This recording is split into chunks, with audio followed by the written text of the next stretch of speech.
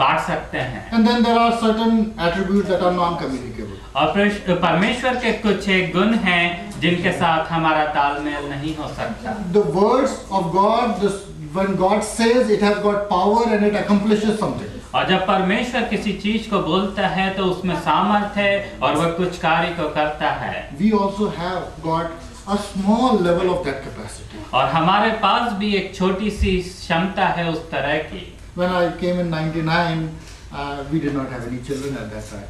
जब मैं 1999 में आया तब मेरे कोई बच्चे नहीं थे। I would sit in the living room and think that I should have some water and then I'll go to the kitchen and get some water. और जब मुझे पानी की आवश्यकता होती थी तो मुझे किचन में जाकर पानी लेकर आना पड़ता था। Now we have got 2 small children.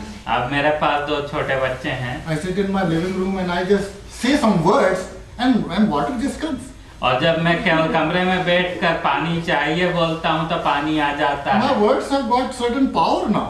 अब मेरे शब्दों के पास कुछ सामर्थ्य है। I say something and some action comes out. और मैं कुछ कहता हूँ और उसके ऊपर कुछ प्रतिक्रिया होती है। And our words have got certain power. और हमारे शब्दों में कुछ थोड़ी बहुत सामर्थ्य। God wants us to use our words and change certain things within the community.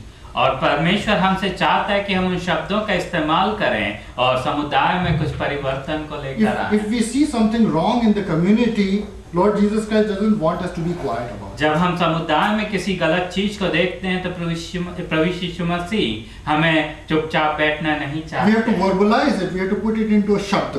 हमें उसे शब्द रूप में परिवर्तित करने की आवश्यकता है। But sometimes we use our shabd, our speech in a very casual way. और कई बार हम अपने शब्दों को बहुत साधारण रीति से इस्तेमाल करते हैं। Our speech is actually like a knife. और हमारे शब्द एक चाकू की तरह हैं। If I give a knife to our son David, who is about 6-7 years old, अगर मैं अपने लड़के डेविड को चाकू दे दूं जो 6-7 साल का है, we don't give him, हम उसे नहीं देते हैं, but I know what he will do. किंतु मुझे मालूम है वो क्या करेगा। He will be sitting with the knife. और वह चाकू के साथ बैठा रहेगा और कहीं पे भी मारेगा चाकू को। Anything that he sees, he will try it out. और किसी भी चीज के ऊपर चाकू चलाएगा। As soon I will realize that he doesn't need a knife. और तुरंत मुझे समझ में आ जाएगा कि उसे चाकू की आवश्यकता नहीं है। And if I have to have him hold the knife, this is what I'm going to do. और अगर मुझे उसके चाकू पकड़ने की आवश्यकता है तो मैं ये करूँगा। I will make the knife so blunt that it will not work anymore. मैं चाकू की धार को इतना ज्यादा कम कर दूंगा कि वो किसी भी तरह से काम न करे। If we become too casual with our words, अगर हम अपने शब्दों से बहुत ज्यादा असावधान रहें, sometimes we take our words and go and hurt people. और हम अपने शब्दों से दूसरे लोगों को चोट पहुंचा सकते हैं। We do damage with the words that we can use. और हम अपने शब्दों से ज्यादा नुकसान कर सकते हैं। And God thinks that why did I give him that? और परमेश्वर सोचता है कि मैंने इसे यह क्यों दिया। So he makes it blunt. और परमेश्वर हमारे शब्दों को मूर्छा रहित कर Then we might देता है। say something and nothing happens. और हम कुछ कहते हैं और कुछ भी नहीं But होता। what Lord Shri Jesus Christ wants is that we remain within the biblical frame of reference. और प्रभु यीशु मसीह चाहते हैं कि हम धर्मशास्त्र की सीमा के अंदर रहें And we have self-control. और हमारे पास संयम हो And our thoughts are stabilized, sankalp within the word of God. और हम संकल्प के साथ धर्मशास्त्र की सीमाओं के अंदर संकल्प के साथ काम करें। Then God will allow our words to be sharp. और परमेश्वर हमारे शब्दों को तेज धार वाला बनाएगा। Then from thoughts it comes to words and then it comes to actions. और फिर विचार शब्द में बदलेंगे और शब्द कार्य में बदलेंगे। One of the words for exerting something, to do something, to work in Hindi is called योग.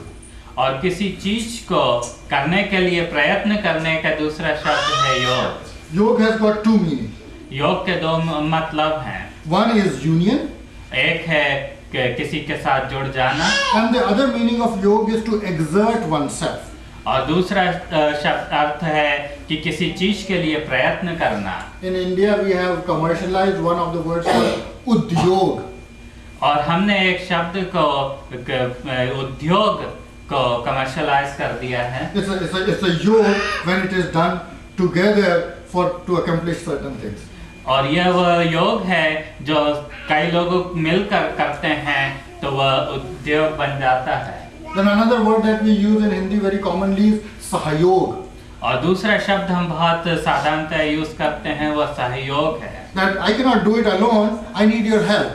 मैं अकेले नहीं कर सकता, मुझे आपकी आवश्यकता It's a है। corporate effort. और यह सबका मिला जुला प्रयत्न है। It is called सहयोग, corporate effort. और उसे सहयोग कहते हैं, सबका मिलजुला प्रयत्न। Lord Jesus Christ is saying that apart from me you cannot do anything. और प्रभु मसीह कहते हैं कि मेरे अलावा तुम कुछ भी नहीं कर सकते। You have to remain within the biblical frame of reference. आपको धर्मशास्त्र की सीमाओं के अंदर रहने की आवश्यकता You have है। to stabilize your thoughts, संकल्प. आपको अपने दिमागों विचारों को संतुलन में लाना है, संकल्प। You have to use the right words, शब्द. आपको सही शब्दों का इस्तेमाल करना है, शब्द। But without me, without my सहयोग, you will not be able to do anything. किंतु मेरे बिना या मेरे सहयोग के बिना तुम कुछ भी नहीं कर सकते। If we want good actions out of our lives, we have to align ourselves with Lord Jesus Christ, take His help, and become His partner in what He is doing. हमें हमारे कार्यों में कुछ विजय को प्राप्त करना है तो हमें प्रभु मसीह के साथ जुड़ जाने की आवश्यकता है। And Lord Shri Jesus Christ says that be perfect as your heavenly Father is perfect. और प्रभु मसीह कहते हैं कि सिद्ध बनो जैसा तुम्हारा स्वर्गीय पिता सिद्ध है। This siddhi is very important. और यह सिद्धि बहुत महत्वपूर्ण है। And sometimes we have taken siddhi, perfection, in the wrong manner. और कई बार हमने सिद्धि को गलत रीति से समझा है। Sometimes we think that siddhi means that I should have the power to become invisible. और हमने कई बार सोचा है कि सिद्धि का मतलब है कि मैं गायब हो जाऊं या प्रत्यक्ष हो जाऊं। Sometimes we think that siddhi means that I should have power over somebody else. और हमने सोचा है कि सिद्धि का मतलब है कि हमारे पास किसी और के ऊपर सामर्थ हो। That I may manipulate somebody else to do something. ताकि मैं दूसरे व्यक्ति को किसी चीज को करने के लिए मैनिपुलेट कर सकूं। That is none of our business. वह हमारा काम नहीं है। What we have to do is to have the siddhi, to have self-control. और हमें यह करना है कि हमें सिद्धि चाहिए ताकि हम अपने आप को संतुलित कर सकें। We have no business trying to control somebody else. हमें दूसरे किसी को के ऊपर कंट्रोल करने की आवश्यकता नहीं है। That is God's job and He will do it. और वो परमेश्वर का काम है, परमेश्वर कर लेंगे। And siddhi, perfection also gives us the standard. और सिद्धि हमें एक स्तर भी देती है। In our own eyes we might look very good. हमें अपनी खुद की आंखों में हम बहुत अच्छे दिखाई दे सकते हैं। If somebody comes and asks me what is your height, और कोई आके पूछता है कि तुम्हारी ऊंचाई कितनी है, and I say that I am 25 feet tall, और मैं कहता हूँ कि मैं 25 फीट ऊंचा हूँ, they will look at me, what happened to me? और मैं देखेंगे कि इसको क्या हो गया।